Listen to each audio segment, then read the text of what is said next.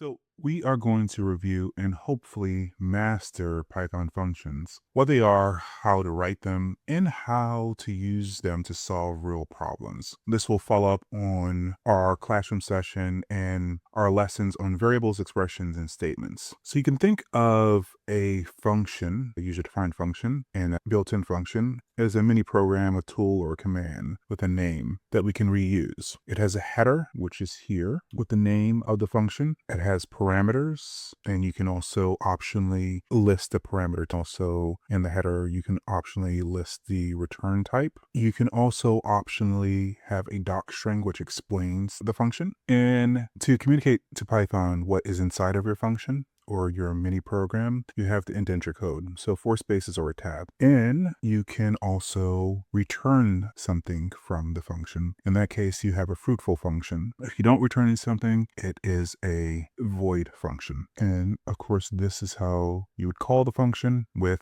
a argument. Okay, so let's actually practice this by opening up Phony. Let's start with a simple void function. Again, void functions do not return something. They do some work like printing to the screen, but they don't hand a value back. So we're going to define a function called greet. You need to use the def keyword to define a function, followed by the name and parentheses. And as I see, you can say what it's going to return. If it's going to be a void function, it will return none. I'm going to put some doc strings here. I'm not going to do this for every example, but just so you understand the general structure, I'm going to do it for the first few. So I'm going to say this is going to print a greeting. Okay. And now I'm going to actually have the code that will print the greeting. Okay, that is our function definition. Now we are going to call the function. A way that you call the function is with the name of the function and some parentheses. Always have to have the parentheses. So I'm going to run this and it runs that code. And as I said, it's a mini program or command that you can run as many times as you want to do the same work over and over again, as I showed you in class. So as I mentioned, fruitful functions are a little different because they have a return value. Okay, I'm going to now define a fruitful function. And of course, the difference between a fruitful function and a void function is that the fruitful function returns a value. So I'm going to create a parameter called length for this function that is called calculate area, and a parameter called width. And they will both be float data type, and it's going to return a float data type. Put in a doc string here.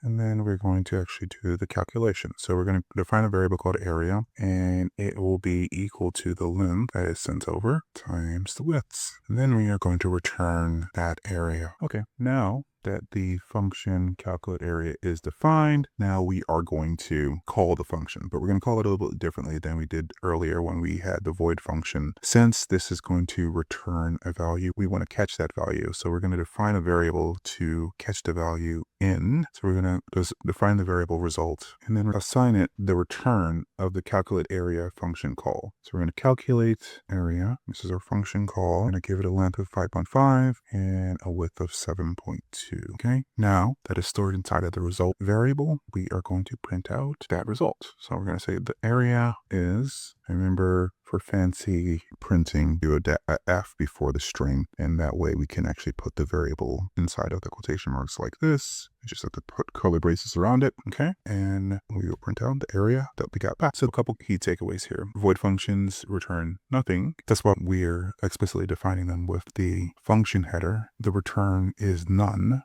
instead of a particular type. And fruitful functions return a value. Okay, next thing I want to talk about is default parameters. So I'm going to clear my screen here again. I'm going to create another void function. And as I mentioned, I'm not going to have doc strings with this. I'm just going to create this really quickly. Let's call this one greet, and let's give it a parameter of name this time. And it will have a string type. And I'm going to say the default parameter will be set to student. Now, we did create a function earlier called greet. Our definition here, our function definition here, will overwrite the previous greet. This again is going to be a void function, so we're going to return none. I'm going to skip the doc string here just for brevity. I'm going to say, and this is just going to say hello name. And assuming they sent a name over, it'll say whatever name was sent over. Okay, so we're going to call this function now. And when we call it with no argument, it'll say hello student. And when we call it with an argument, say Alice, it'll say hello Alice. Now, that is because we have a default parameter. Okay, it's that simple. Before we do a little bit of practice, I want to talk about built-in functions. You've already seen a couple. You've seen print, and we have worked with input as well in our sessions, but there are quite a few built-in functions that are part of Python to make programming a bit easier. These are not like keywords. You could say call a variable print if you wanted to, but then you wouldn't be able to use the print function. So these should not be variable names, but Python will allow you to do it. So you should be aware of them. Let's play with a couple of them. As I said, you already have seen print before, but let's work with the input function again. So if we create a variable called name, and we, like before, we're going to assign it return of the input function. We're going to say, what's your name? So the input function prints the string that is sent over as an argument and also waits for some input from the user. So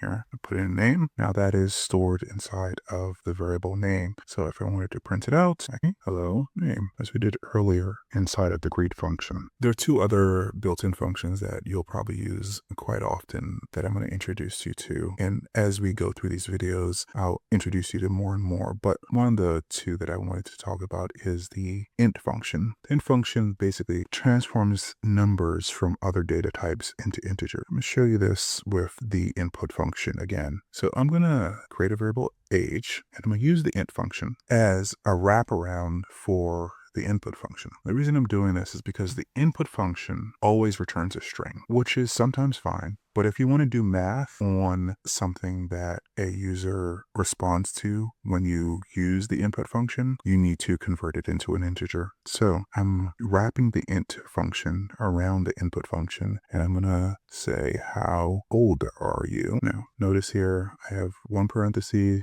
for the opening of the int function, and then the closing is at the end here. But also there is a input function in the middle. So what will happen here is the input function will be called first because it is the item that is most nested within the parentheses. And then when it returns something, the int function will use its return for a function call to the int function. And then the int function will return an integer, which was saved inside of the age variable. All right, so let's see this in action. My age here, and now that age is a integer, if I wanted to do some math on the age variable, I could contrast that to if I didn't do that. So if I do this again and I remove the int function and I try to do the same exact thing, it looks the same to the user that you're asking for input. But if I do try to do math here, I will get an error because it is a string. So that's why the int function is important here. Now I could have done this in two steps. I could have said, done this and then redefined age as int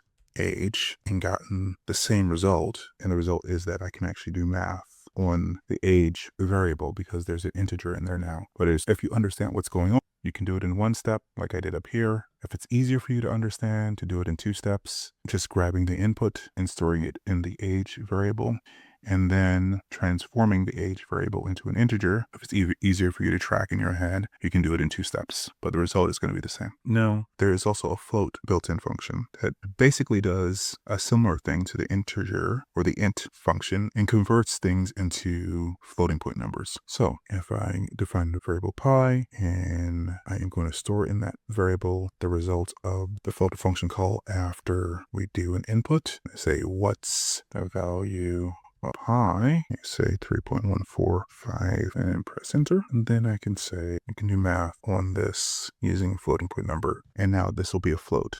All right, now that you know the basics of functions, let's do some practice.